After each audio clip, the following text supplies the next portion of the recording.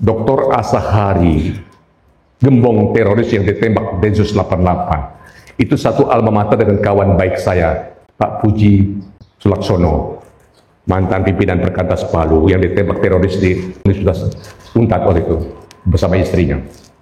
Satu alma mater, yang satu jadi teroris, yang satu teman saya jadi orang Kristen yang baik sekali. Pintar buat bom, menghancurkan hidup orang lain. Makanya pintar tidak menjamin orang itu berakhlak bagus.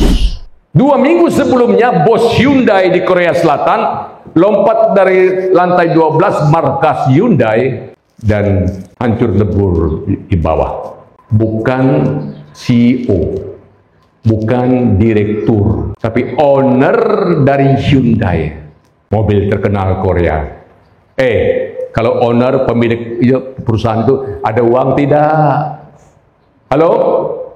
Ya, mau makan kaledo kah, mau makan purasa kah, mau makan sayur kelor kah? Kurang apa sama dia? Pertanyaan saya, kenapa bunuh diri?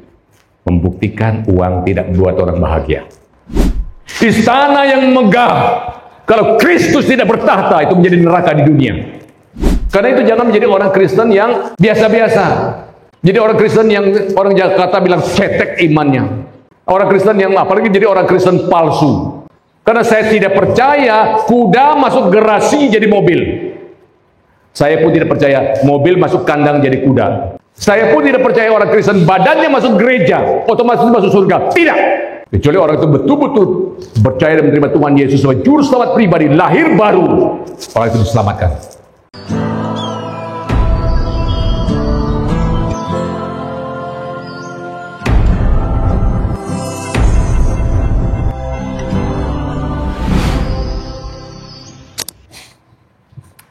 Selamat siang dan shalom jemaat sekalian. Shalom. Saudara-saudara, nama saya Pendeta Yanfantius Tulai. Tapi nama ini sering agak bermasalah di Sulawesi Tengah. Kalau saudara tidak bisa menyebutkan secara lengkap Yanfantius Tulai, sebut saja Tulai, ya, Pendeta Tulai atau Pak Tulai, ya. Tapi nama Tulai ini juga bermasalah di Sulawesi Tengah karena seringkali orang panggil saya Pak Tolai. Anda tahu Tolai di mana? Saudara-saudara, ada satu pendeta di Donggala dulu, ya, dari gereja tertentu. Selamat pagi Pak Tolai. Sorry, nama saya bukan Pak Tolai tapi Tulai. Oh, baik-baik Pak Tolai. Bayangkan, sudah direvisi, balik lagi. Selamat pagi Pak Tolai. Saya bukan Tolai tapi Tulai. Oke ya, baik-baik Pak Tolai. Coba. Ya sudahlah. Tidak apa-apa, yang penting saudara tahu siapa saya. Nah, tahun 88 saya pelayanan di GKK Indonesia Jemaat Donggala. Ya. Tapi saya lihat di GKK belum ada di Sulawesi Tengah. Sehingga saya bersama istri memikirkan bagaimana buka GKK di Palu. Maka tahun 89 maksud saya, kami merintis pelayanan di GKK Palu.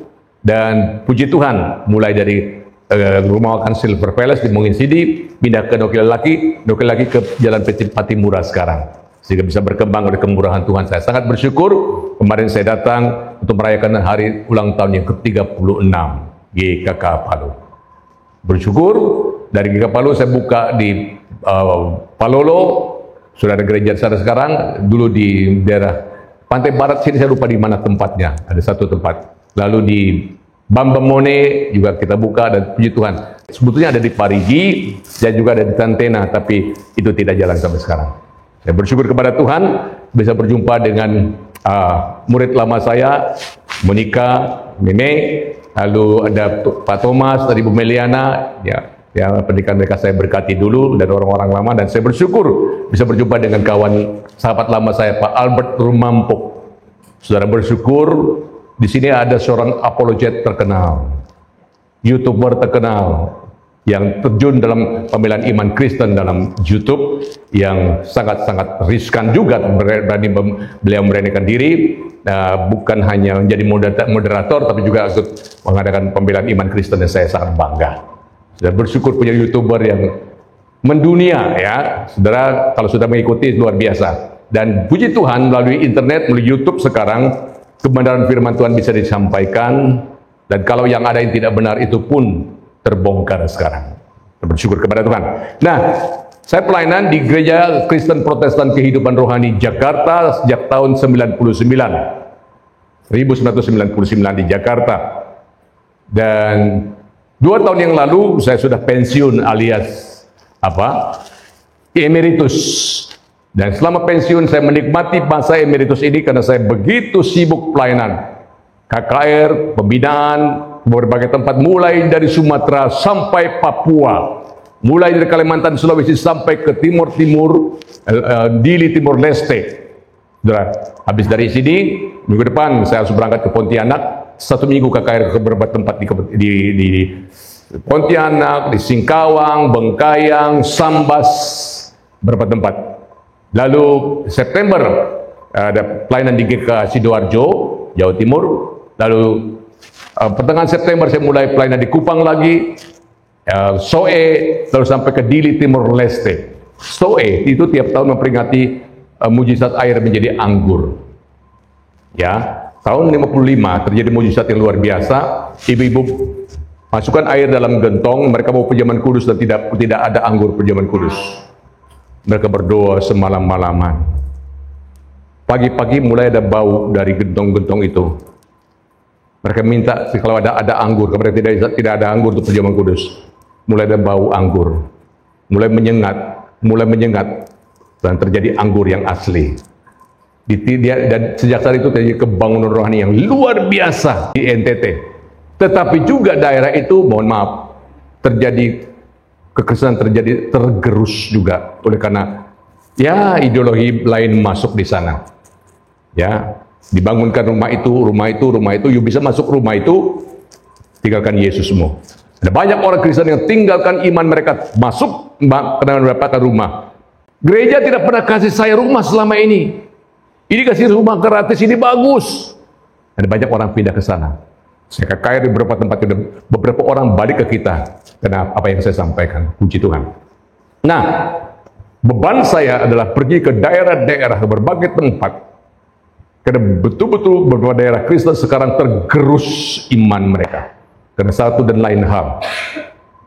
Gara-gara hal yang sepele. Gara-gara jabatan. Gara-gara sembako. Gara-gara beasiswa. Gara-gara teman hidup. Pindah tinggalkan Tuhan. Beban saya memperkuatkan iman orang di daerah-daerah. Supaya mereka tidak goyah dalam menghadapi setiap kesulitan tantangan hidup. Itu beban saya. Dan puji Tuhan selama masa emeritus juga saya diberikan kesempatan untuk menulis buku-buku yang memang beban saya. Waktu saya menjadi gembala itu tidak sempat. Waktu gembala saya menulis satu buku, Gereja dan Penderitaan. Ya, saudara, hidup ini tidak luput dari kesulitan dan penderitaan. Apa konsep Kristen tentang penderitaan?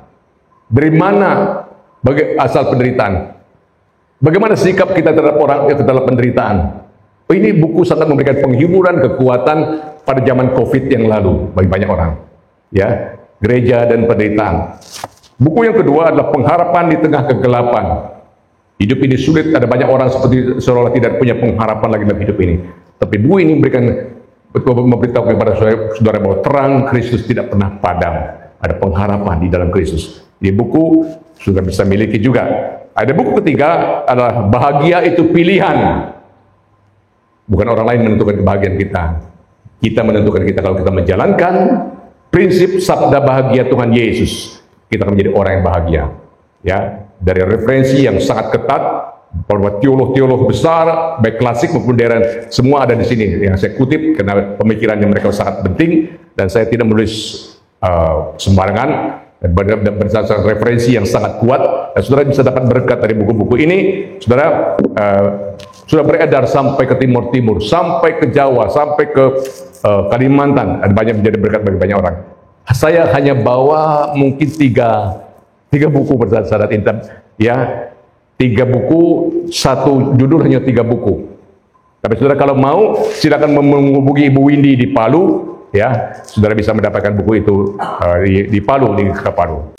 Saya punya 2 istri. Yang pertama sudah di surga. Ya, yang satu di Jakarta sekarang. Sekretaris Sinode Gereja GSRI, Gereja Santapan Rohani Indonesia. Dan juga karyawan di sebuah perusahaan. Anak saya yang pertama, Cynthia Tulay, menyelesaikan kuliah di London School Jakarta dengan bidang komunikasi. Lalu dia sempat bekerja di bank. Setelah itu dia ambil keputusan untuk masuk sekolah teologi. Nah, September ini Cynthia wisuda di SCT Saat Malang, pelayanan di Tasikmalaya sekarang. Sedangkan anak yang kedua, Webster Tulay, itu sudah menikah di Jakarta. Mereka tidak tinggal di daerah Puri, Jakarta Barat, dan ikut melayani juga sebagai pemusik di gereja. Saya kira itu saja perkenalan saya. Istri saya sebetulnya ingin sekali ikut kali ini ke Sulawesi Tengah, dan dia ingin melihat jejak pelayanan saya. Tapi persis pada tanggal 3 Agustus yang lalu, papanya berulang tahun ke-84. Dan dia adalah anak wanita satu-satunya. Dia punya satu koko, dua adik, dan dia adalah anak perempuan nomor 2. Anak kedua, dan putri satu-satunya. Oleh karena tidak bisa hadir, maka lain kali doakan supaya bisa bersama-sama kita di tempat ini. Saya kira itu saja perkenalan dari saya. Saya senang sekali, saya sudah lama mendengar tentang Labuan. Hari ini impian saya terwujud. Saya bisa melihat dan bertemu dengan saudara sekalian. Melalui percakapan dengan Pak Albert Rumampuk, saya bilang saya akan ke Padu. Kalau bisa, Bapak bagaimana pelayanan di Labuan? Lalu itu komunikasi beliau dengan majelis jemaat dan gembala sidang. Dan ditentukanlah hari ini saya bisa pelayanan. Besok pagi saya sudah kembali ke Jakarta, terus ke Pontianak dan terusnya, dan ke timur pada bulan September yang akan datang. Demikian perkenalan saya. Mari kita baca firman Tuhan terlebih dahulu, beberapa bagian. Saudara-saudara,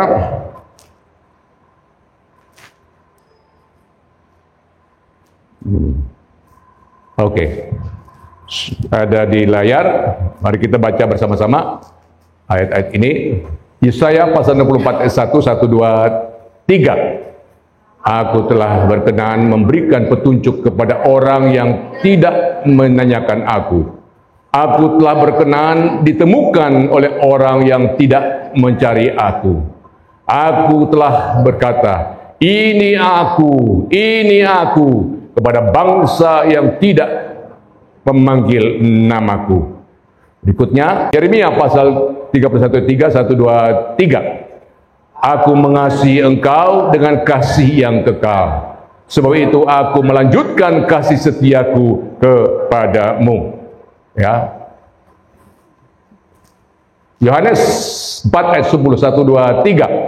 Inilah kasih itu, bukan kita yang telah mengasihi Allah, tetapi Allah yang telah mengasihi kita, yang telah mengutus anaknya sebagai pendamaian bagi dosa-dosa kita. Ada satu kata yang berulang-ulang dalam ayat-ayat yang kita baca tadi, yaitu kasih, kasih, kasih, dan kasih.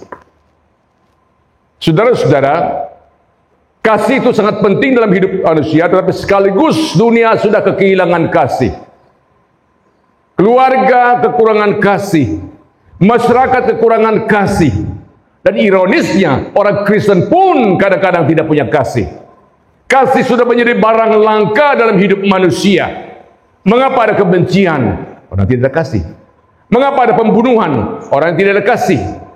Oleh karena itu, Bapak Ibu sekalian, walaupun teknologi maju, walaupun pendidikan tinggi, tapi tetap aja manusia kadang kurang kasih dalam kehidupan mereka. Nah, saudaraku sekalian, bayangkan orang yang hidup tanpa kasih itu bagaimana? Hidup tanpa kasih adalah hidup yang pahit. Hidup tanpa kasih adalah hidup yang tidak pernah puas. Orang yang kekurangan cinta kasih, orang yang tidak bisa memberikan cinta kasih, sama-sama menjadi orang yang tidak bahagia. Jadi orang yang tidak punya cinta kasih nggak bahagia. Orang yang tidak tahu memberikan cinta kasih pun menjadi orang yang tidak bahagia. Oleh karena itu, saudaraku sekalian, topik ini perlu kita pikirkan pada saat ini. Apakah keunikan kasih Allah dibandingkan dengan kasih manusia? Dan apakah bedanya kasih Allah dengan kasih manusia pada umumnya? Dan kalau kita tahu apakah keistimewaan Apakah keunikan daripada kasih Allah? Baru kita kagum betapa hebatnya Tuhan kita. Nah, kalau kita sudah kagum siapakah Tuhan kita, kita tidak akan bergeser dari iman kita. Mengapa banyak orang yang tadi ikut Tuhan, jadi aktivis, melayani, tapi pindah ke agama lain? Karena dia tidak pernah tahu apakah keunikan dan keistimewaan daripada kasih Allah yang ada dalam Kristus Yesus. Yang pertama, kasih Allah adalah kasih yang melampaui alam. Ulangi sama-sama saya. Kasih Allah adalah kasih yang melampaui alam. Allah yang menciptakan alam semesta ini, dan kasihnya pasti melebihi alam semesta ini. Saudaraku sekalian, dan sebelum manusia memiliki kasih yang melampaui alam ini, manusia tidak mungkin memiliki bahagia sejati. Saya ulangi, betapapun hebatnya hidup manusia, suksesnya hidup seseorang, sebelum dia memiliki kasih yang melampaui alam semesta ini, dia belum memiliki arti hidup yang sesungguhnya, belum memiliki bahagia sejati yang Tuhan mau. Kosmonot Rusia bernama Yuri Gagarin, itu orang yang pertama kali mendarat di bulan. Dan Tuhan izinkan orang ateis dulu lebih dahulu mendarat di luar angkasa untuk membuktikan kebodohan mereka. Waktu Yuri Gagarin tiba di luar angkasa, dia toleh sana, toleh sini, lihat sana, lihat sini. Dia ambil kesimpulan, tidak ada Allah. Saya sudah pergi ke sana, ternyata saya tidak menemukan Allah. Dan pendapat waktu dia turun ke bumi, itu menjadi propaganda ateisme, Tuhan itu tidak ada.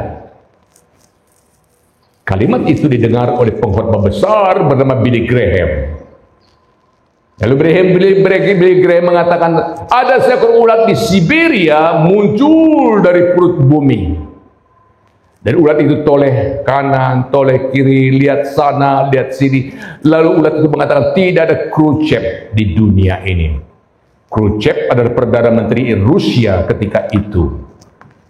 Maka itulah ulat yang paling bodoh di dunia. Jangan karena kita tidak bisa melihat Tuhan dengan mata kepala kita yang terbatas ini, lalu ambil kesimpulan Tuhan tidak ada. Orang yang paling picik sekali, ya. Nah, dan Tuhan yang menjadikan kita pasti lebih dari kita. Tuhan menciptakan alam lebih dari alam. Kasih manusia bagaimanapun hebatnya, tetap merupakan kasih antara yang dicipta kepada yang dicipta. Kasih antara ciptaan, ya. Kasih orang, misalnya ya, kasih orang tua kepada anak, tetap merupakan kasih dari ciptaan kepada ciptaan, sama ciptaan walaupun dia orang tua. Itu bukan yang melampaui ciptaan, bukan melampaui alam, tetap merupakan kasih yang alamiah. Atau kasih sahabat, sekarib-karibnya, sedekat-dekatnya kita dengan kawan dan sahabat kita, tetap merupakan kasih antara ciptaan, antara yang dicipta kepada yang dicipta, bukan yang melampaui ciptaan. Dan selama kita mengalami kasih yang hanya sesama ciptaan itu bukan istimewa, ya. Atau kasih suami istri, sama, tetap merupakan kasih antara yang dicipta kepada yang dicipta. Suami itu ciptaan, istri pun ciptaan, kasih yang alamiah. Tetapi kasih Allah dalam Yesus Kristus dan Juru Selamat kita adalah kasih dari Sang Pencipta kepada yang dicipta. Dari Allah yang kudus kepada manusia berdosa, untuk menerima anugerah keselamatan, hidup kekal yang pasti di dalam Yesus Kristus. Dan kalau kita mengerti akan kebenaran ini, oh, terima kasih Tuhan. Ternyata kasih yang saya mengalami dalam Yesus, kasih yang melampaui alam. Dan orang tidak mungkin puas sebelum dia memiliki kasih itu, Bapak sekalian. Sehebatnya kasih orang tua ada batasnya, kasih sahabat ada batasnya, kasih suami istri ada batasnya. Tidak sempurna kecuali kasih yang melampaui alam. Dan kasih yang melampaui alam itu hanya ada di dalam Tuhan kita Yesus Kristus. Daud berkata dalam Mazmur 62, "Ya Allah, sebab kasih setiamu lebih baik daripada hidup." Dalam terjemahan bahasa Inggris dikatakan, "Because thy loving kindness is better than my life." Kasih setiamu ya Tuhan lebih baik daripada hidupku. Apa maksudnya?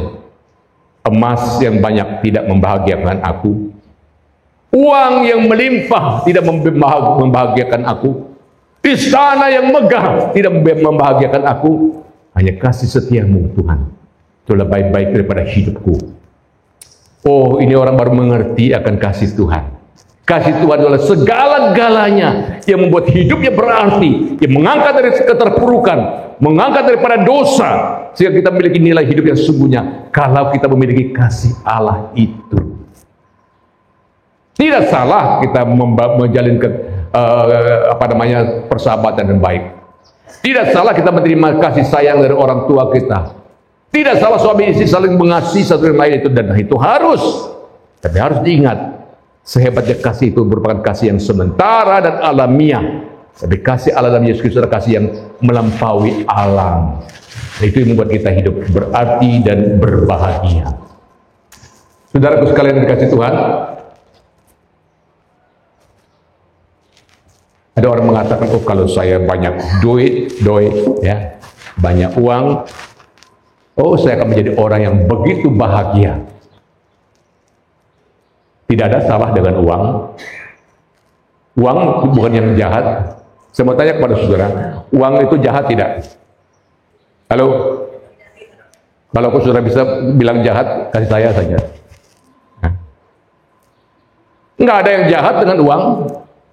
Tapi kalau uang sudah menjadi andalan dan menggeser Tuhan, itu sudah berhala. Kita tumpukan nilai hidup kita, makna hidup kita pada uang. Nggak ada artinya. Karena bukti ada banyak orang yang kaya raya itu nggak bahagia. Saudara, beberapa tahun yang lalu, ya, ada orang yang di Jakarta lompat dari gedung Aston di Semanggi lantai 58. Kira-kira kalau orang lompat dari lantai 58 mati atau hidup? Jangan coba-coba. Dan orang itu tokoh partai terkenal di Indonesia, bendahara dan salah satu partai. Dan saya tidak etis menyebutkannya. Orang kaya lompat dari gedung Aston lantai 58, hancur di bawah. 2 minggu sebelumnya bos Hyundai di Korea Selatan lompat dari lantai 12 markas Hyundai dan hancur lebur di bawah. Bukan CEO, bukan direktur, tapi owner dari Hyundai, mobil terkenal Korea. Kalau owner, pemilik perusahaan itu ada uang tidak? Halo? Ya. Mau makan kaledo kah? Mau makan burasa kah? Mau makan sayur kelor kah? Kurang apa sama dia? Pertanyaan saya, kenapa bunuh diri? Membuktikan uang tidak membuat orang bahagia. Ada orang mengatakan, oh kalau saya orang yang punya gelar tinggi-tinggi, sekolah tinggi-tinggi, S1, S2, S3, sampai guru besar, wah, saya akan menjadi orang yang bahagia. Tidak ada salah dengan gelar tinggi. Tidak ada salah dengan sekolah. Anda yang punya anak-anak cucu, dorong mereka sekolah tinggi-tinggi. Pada era globalisasi ini orang tidak bisa berbuat apa-apa kalau nggak ada sekolah, nggak ada skill, apalagi tidak ada kompetensi. Tapi kalau otak berisi, hati kosong, apa artinya? Karena kurang apa kecanggihan teknologi sekarang? Luar biasa. Pertanyaan saya, apakah itu bisa memberikan solusi terhadap dosa? Enggak ada. Bahkan makin pintar seseorang, kalau tidak dalam Tuhan, makin pintar berbuat dosa. Saya mau tanya, menurut Bapak Ibu, orang yang bisa menjebol kartu kredit, itu orang pintar atau mangge-mangge dari gunung? Orang pintar. Kartu kredit saya itu pernah dijebol orang, Bapak Ibu sekalian. Ada tagihan datang, belanjanya dalam euro. Di Eropa lagi, hampir mentok over limit. Waduh, saya harus bayar begitu besar ini. Bagaimana cara? Saya datang ke bank. Pak, tolong ini bukan saya yang pakai. Boleh nanti dihapus. Bagus, bank mau hapus loh. Kalau saya tidak cepat-cepat kasih tahu, saya harus bayar itu. Facebook saya juga berkali-kali dihack, dijebol orang, dihack orang.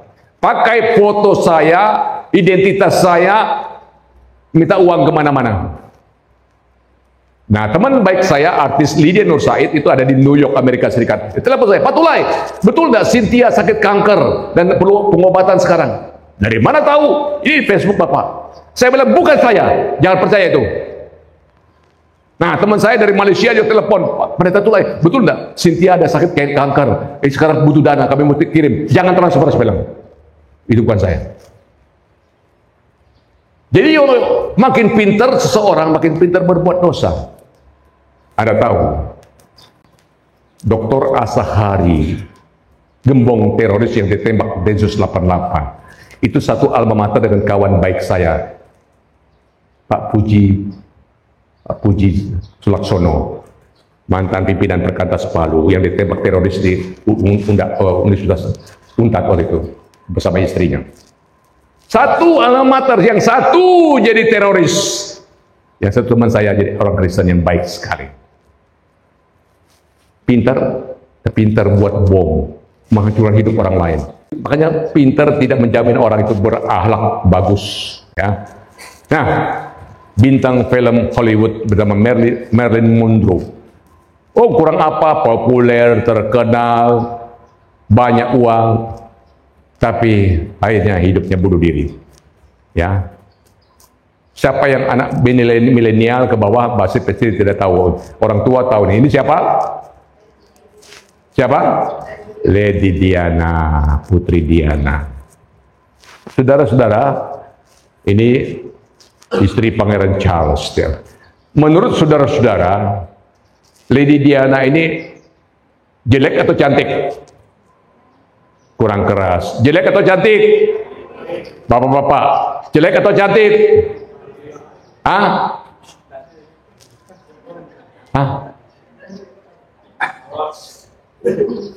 Harus jujur, jelek atau cantik? Ibu-ibu, jelek atau cantik? Ini orang, saya pernah baca di suatu majalah. Baju yang dipakai oleh Putri Diana itu paling murah ketika dolar masih 2.500. Itu 13 juta rupiah. Hitung sekarang berapa dolar? 16.000. Jadi waktu dolar masih 2.500, baju yang paling murah dipakai oleh Putri Diana adalah 13 juta rupiah. Itu pun dia tidak mau pakai kalau bukan hasil desainer kondang dunia, nggak mau pakai dia. Biaya potong kuku dan cup salon, medicure, pedicure itu, ibu tahu tuh, 25 juta rupiah. Potong kuku. Saya sempat menghayal, kalau saya berhasil menjadi tukang foto Putri Diana, saya bisa bangun pos di Labuan. Tambah kekayaan baru lagi. Belum lagi bagi biaya penti pijit supaya dia harus fit ya.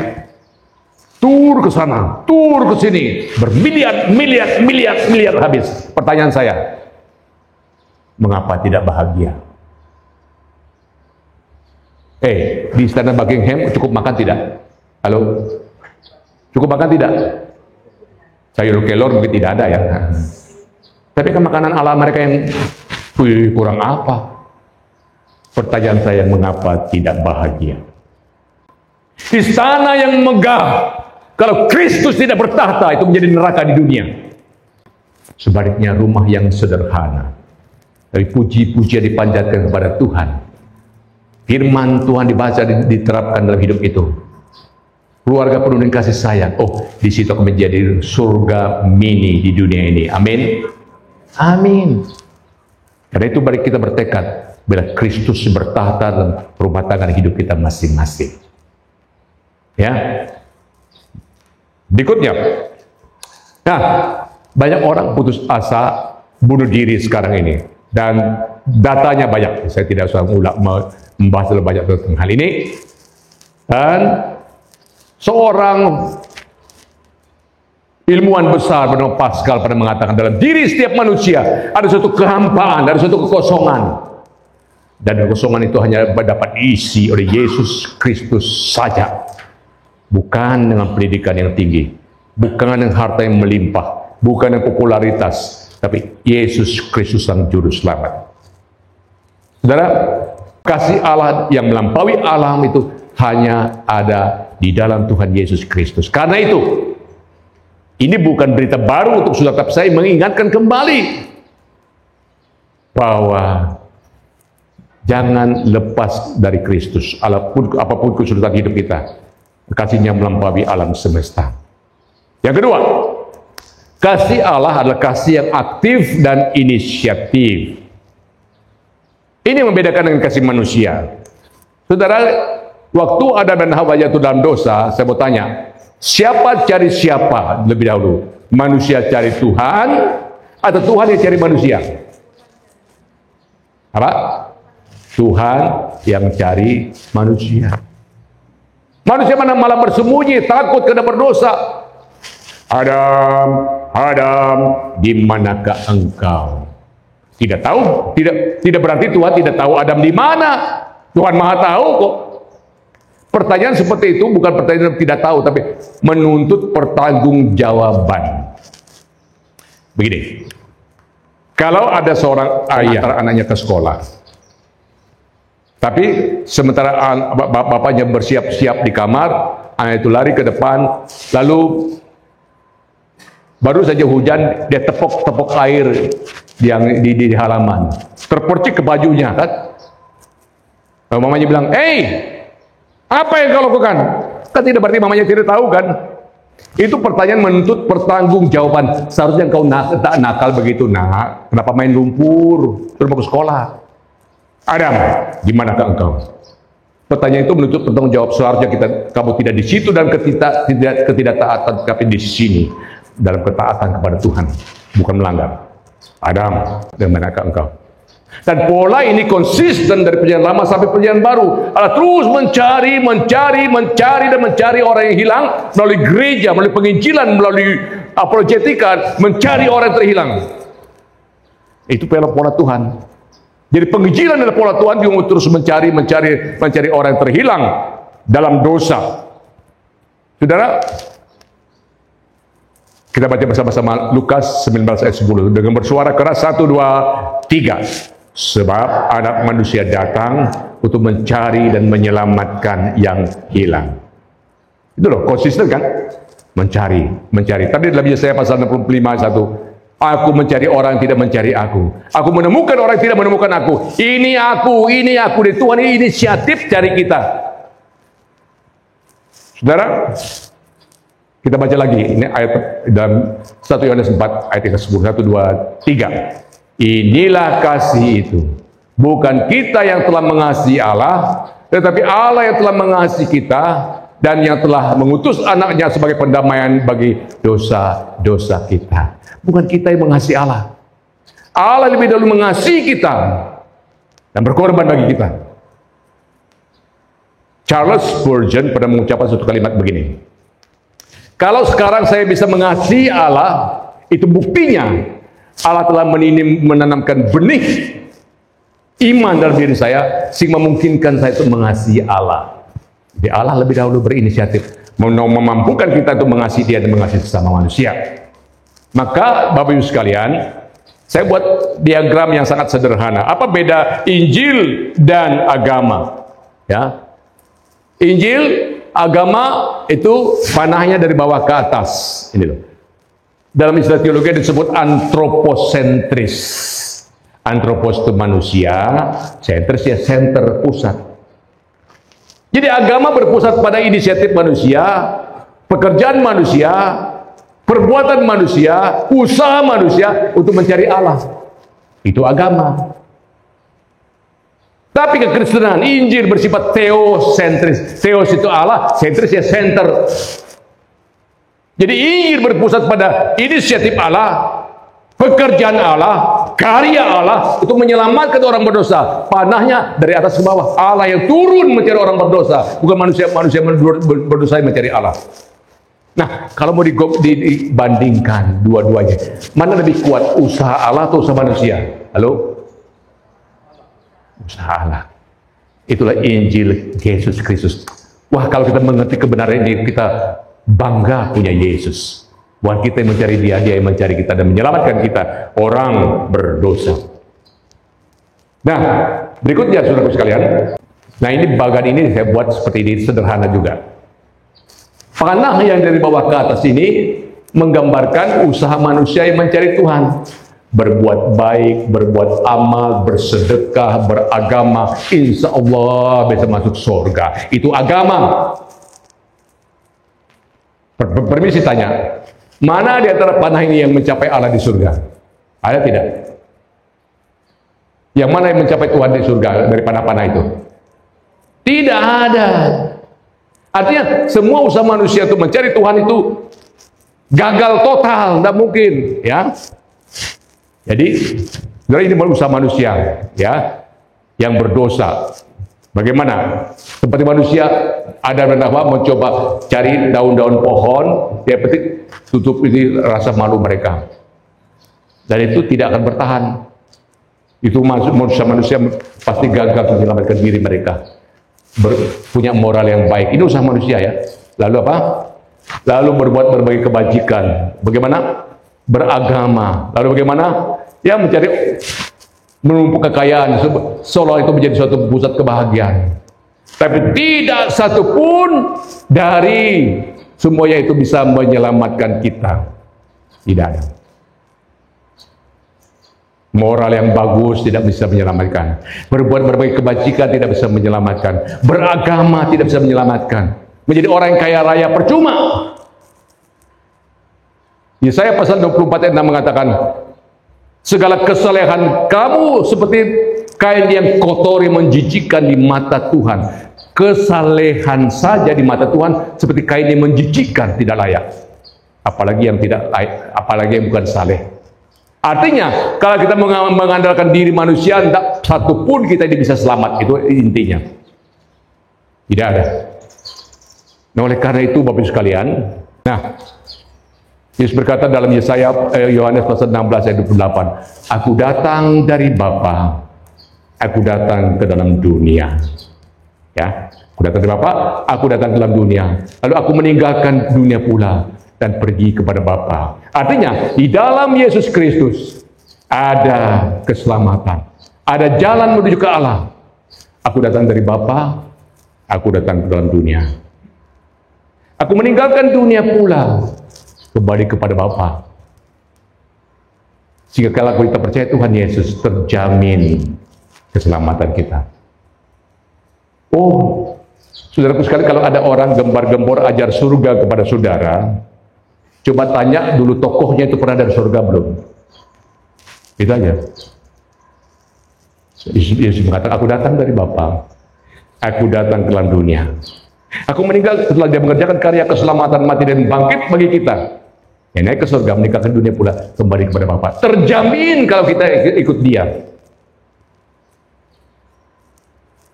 Kalau ada orang dari Sulawesi Tengah mau mengajar Jakarta kepada saya ini dari pelosok terpencil di Sulawesi Tengah dan belum pernah lihat Jakarta.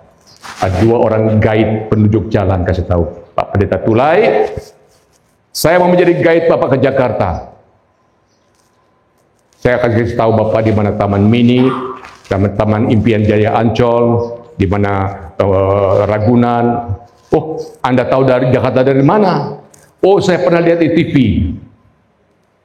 Ada Jakarta. Pernah baca di koran ada Jakarta. Bapak belum pernah ke sana kan? Belum pernah. Kalau Anda jadi saya, mau tidak ikut orang seperti itu? Mau tidak? Tidak. Ada guide kedua. Bapak Pendeta Tulai, saya akan menjadi guide Bapak di Jakarta. Saya akan kasih tahu di mana Bapak, di mana Monas, Istana Presiden, Ancol, Taman Mini. Anda tahu Jakarta dari mana? Saya lahir di kota Jakarta, besar dan hidup di kota Jakarta, dan sekarang sedang main-main di Palu. Saya tanya kepada orang-orang, benar tidak orang itu dari Jakarta? Setelah dikonfirmasi, diverifikasi, benar itu orang dari Jakarta. Kira-kira kalau Anda jadi saya, yang mana yang Anda ikut jadi guide? Yang pertama atau yang kedua? Kenapa? Iya. Kalau yang mangge-mangge yang dari Palolo atau dari mana itu menyesatkan, dia sendiri belum pernah ke sana. Demikian juga kalau ada orang mengajar surga kepada saudara, tanya dulu tokohnya pernah dari surga belum. Tapi Yesus Kristus Tuhan kita mengatakan, aku datang dari Bapa di surga. Oh, aku datang ke dalam dunia.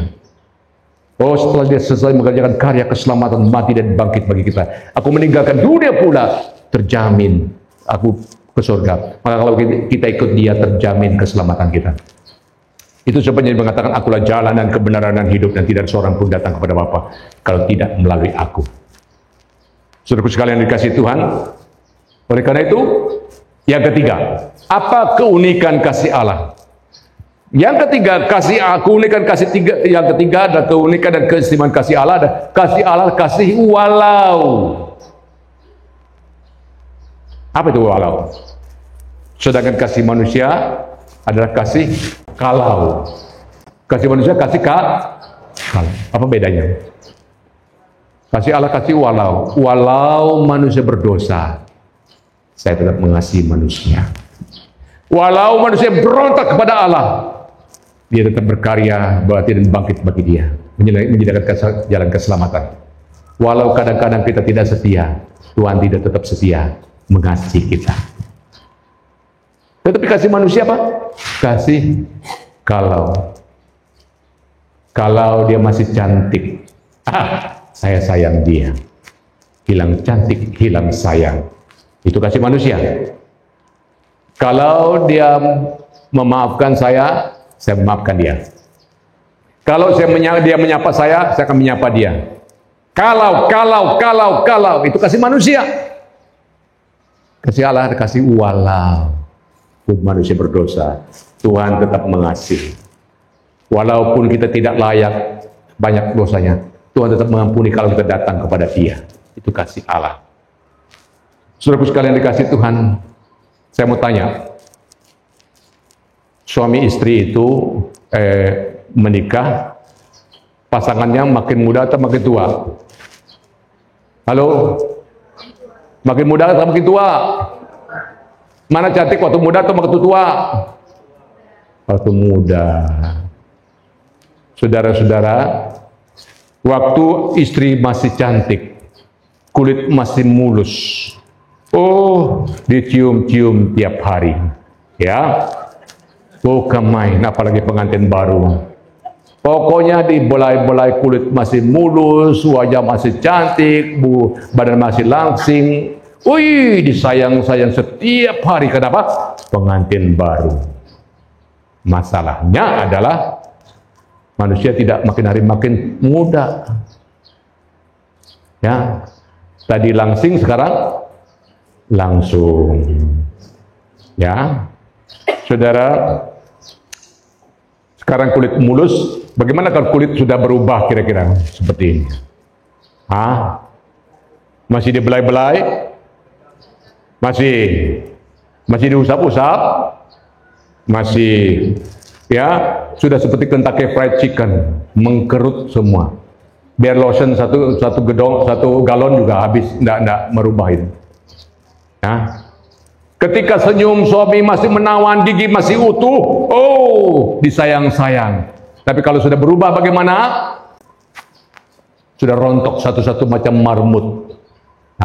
Masih disayang? Saudaraku sekalian, masih ingat lagu Beteria Sonata?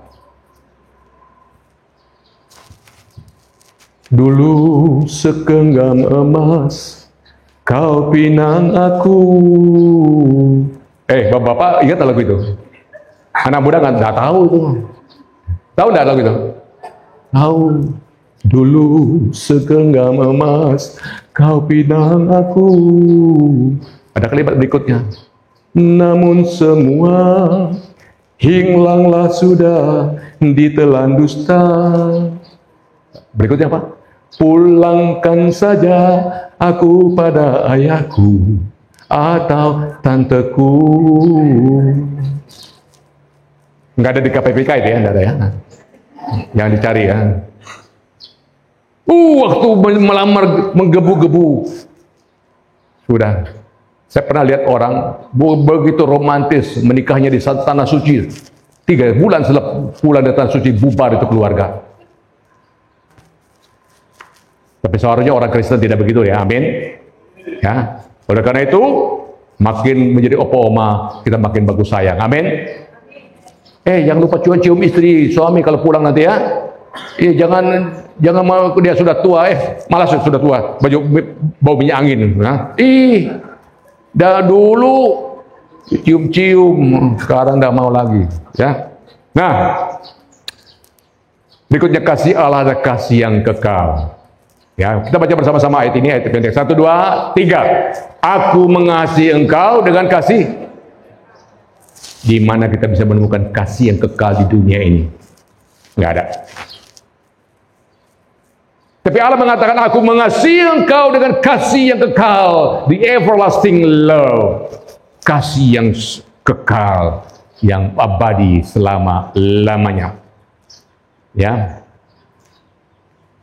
Saudara, kasih suami istri, kasih yang sementara dan bisa berubah. Lihat itu seperti nyanyi Beteria Sonata, dan setelah dia nyanyi berulang-ulang lagi itu, dia cerai dengan Willie Dawson pada waktu itu.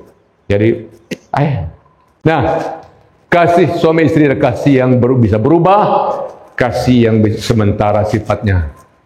Demikian juga, kasih sahabat bisa berubah. Kadang orang tadi yang begitu akrab karena masalah bisnis segala macam, sudah tidak baku omong, ya. Itu kasih manusia.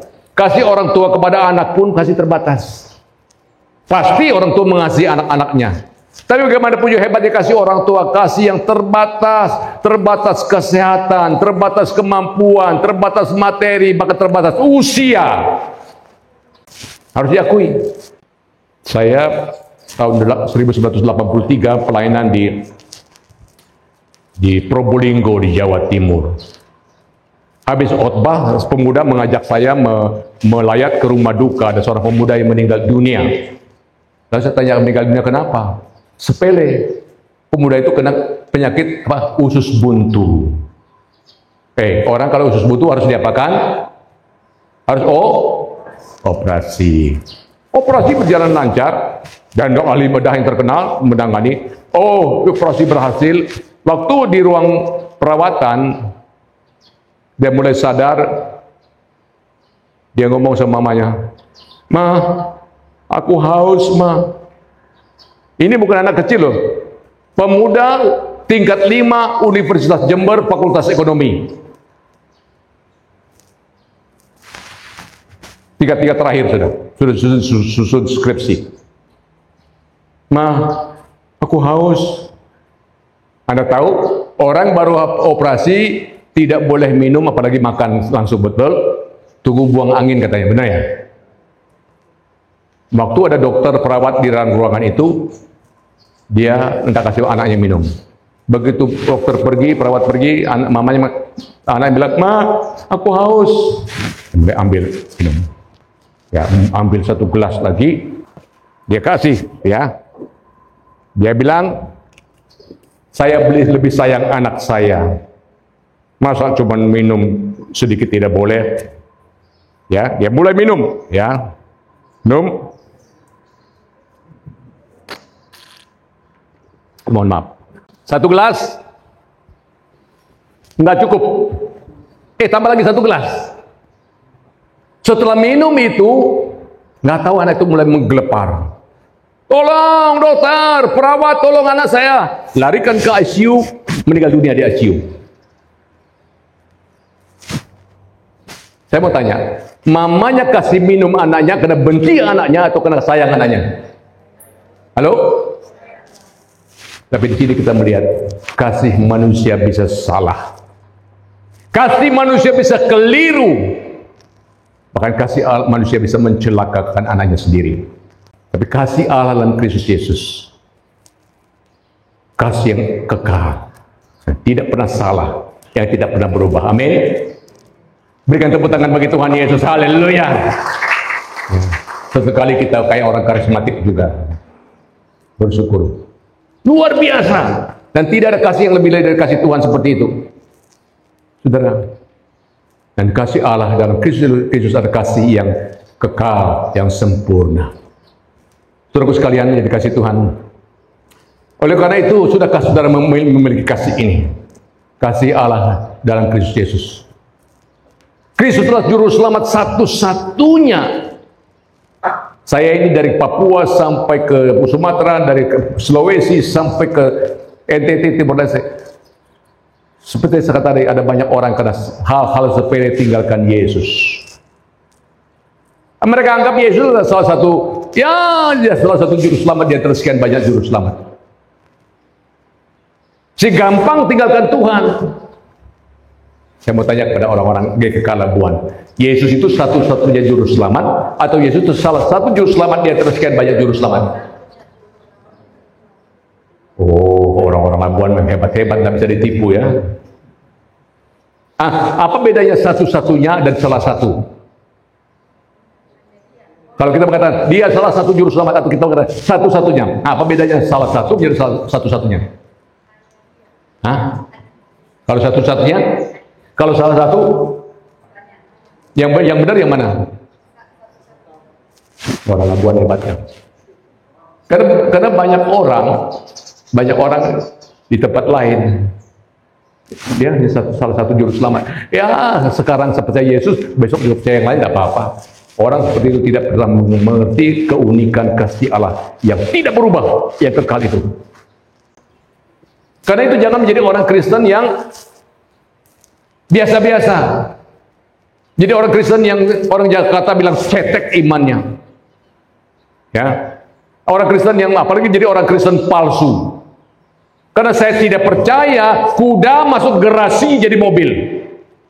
Saya pun tidak percaya mobil masuk kandang jadi kuda. Saya pun tidak percaya orang Kristen badannya masuk gereja otomatis masuk surga. Tidak. Kecuali orang itu betul-betul percaya dan menerima Tuhan Yesus sebagai juru selamat pribadi, lahir baru, orang itu diselamatkan. Karena itu jangan menjadi orang yang Kristen yang palsu. Saudara-saudara,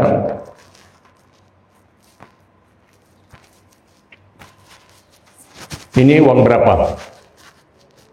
40.000. Mana uang?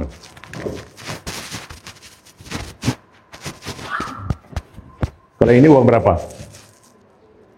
50.000. Saya ingin buat suatu sulap saat ini ya. Sulapnya begini.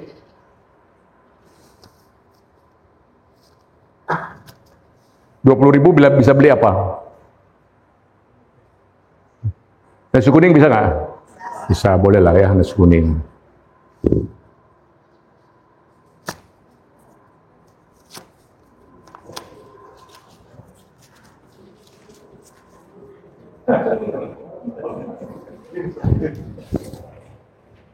Kenapa?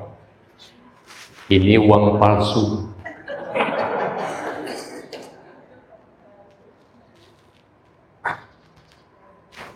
Kenapa ini tidak saya robek? Kenapa yang tidak saya robek? Kalau sudah baca ada Matius pasal 13, perumpamaan lalang di antara gandum. Biarkanlah lalang bertumbuh bersama dengan gandum bersama-sama dan jangan basmi lalang, kalau tidak gandum habis juga. Tunggu waktu penuaian, baru dibedakan mana lalang, mana gandum. Lalang yang menggambarkan orang Kristen palsu akan dikumpulkan, dicampakkan ke dalam api neraka, di sana terdapat ratakan kerta gigi engkau. Sedangkan gandum melambangkan orang Kristen sejati dikumpulkan masuk dalam lumbung kerajaan Allah, diselamatkan. Itulah menggambarkan orang Kristen yang asli, yang sudah lahir baru. Demikian juga sekarang banyak beredar uang-uang palsu di seluruh Indonesia. Banyak yang ketangkep. Mirip sekali, teksturnya mirip sekali. Dan orang biasa tidak tahu kalau itu palsu. Tapi begitu uang itu tiba di bank dengan alat pendeteksi uang ultraviolet itu, atau dengan tangan kasir yang terbiasa, oh ini palsu, ini asli. Yang palsu dikumpulkan, dicampakkan dan dibuang, menggambarkan orang Kristen yang palsu, dan dilihat di sana terdapat ratap dan kerta gigi yang kekal. Sedangkan yang asli dikumpulkan masuk ke bank, menggambarkan orang Kristen yang sejati, masuk dalam kerajaan Allah. Amin. Berikan tepuk tangan meriah bagi Tuhan Yesus. Haleluya. Karena itu jangan kita menjadi orang Kristen yang palsu. Yakinlah Yesus juru selamat satu-satunya. Peganglah kasih Allah yang unik, yang tidak ada bandingannya itu. Maka dengan demikian kita kokoh iman kita. Apapun godaan tidak akan tinggalkan Tuhan. Ini true story. Seorang bos minta anak buahnya, kamu naik pangkat tidak? Mau dong Pak, gaji besar, apalagi gaji besar. Saya kan bosmu, yang bisa merekomendasi kamu. Bagaimana caranya? Tinggalkan Yesusmu, ikut agama saya. Ya Anda mau ah, saya ini sejak nenek moyang jadi orang Kristen. Nanti apa kata tetangga, apa kata keluarga? Jangan terlalu fanatik lah, agama sama saja. Begini, naik pangkat, gaji besar, mau enggak kamu pergi orang kami setahun sekali ke sana? Kita mah pegawai biasa, mana ada uang. Kamu dan nyonya fasilitas beres pulang pergi, semua ditanggung. Gini bos, kasih kesempatan saya untuk berunding dengan nyonya saya, dan bergumul dan berdoa cari pimpinan Tuhan. Silakan sampai di rumahnya. Ada tawaran dari bos, aku gaji besar, naik pangkat, nanti jalan-jalan ke padang gurun gratis, bagaimana? Nyonya bilang apa? Terserah papi lah, mana baiknya lah. Ini nyonya model nyonya mata duitan. Tahu suami mau terjerumus dari Bantung, besok kembali ke kantor. Bos, saya sudah bergumul berdoa di hadapan Tuhan dan berunding dengan nyonya saya. Ini kehendak Tuhan, saya tinggalkan Yesus. Banyak orang ngomong kehendak Tuhan, kehendak Tuhan, kehendak Tuhan, tidak berjalan kehendak Tuhan. Jangan tukar Yesus dengan jabatan yang tidak seberapa. Jangan tukar Yesus dengan materi yang tidak seberapa. Jangan tukar Yesus dengan teman hidup yang tidak seiman. Matius 28 ayat 16-28 Yesus mengatakan, apa gunanya seorang memperoleh seluruh dunia tapi kehilangan nyawanya? Seluruh dunia pun Anda miliki, tanpa Kristus Anda binasa. So, harta Sultan Hasan Bolkiah di Brunei Anda punya semua. Harta Lim Seo Leong, orang terkait di dunia di Indonesia waktu itu, Anda punya semua. Harta Ratu Elizabeth di Belanda, di Inggris, Anda sudah punya semua. Atau harta Bill Gates, salah satu orang terkaya di dunia, Anda punya semua.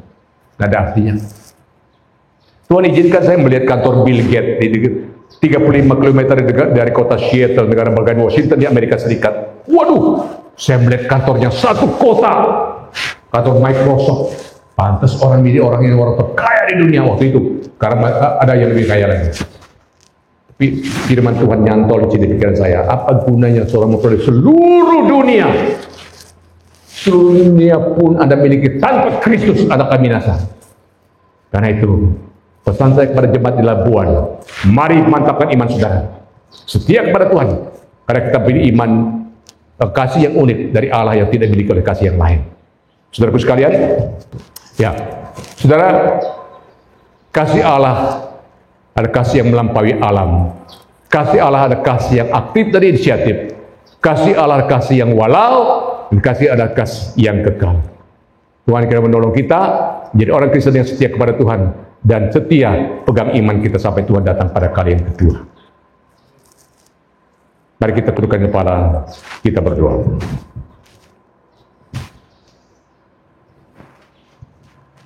Albert, bolehkah nyanyikan satu lagu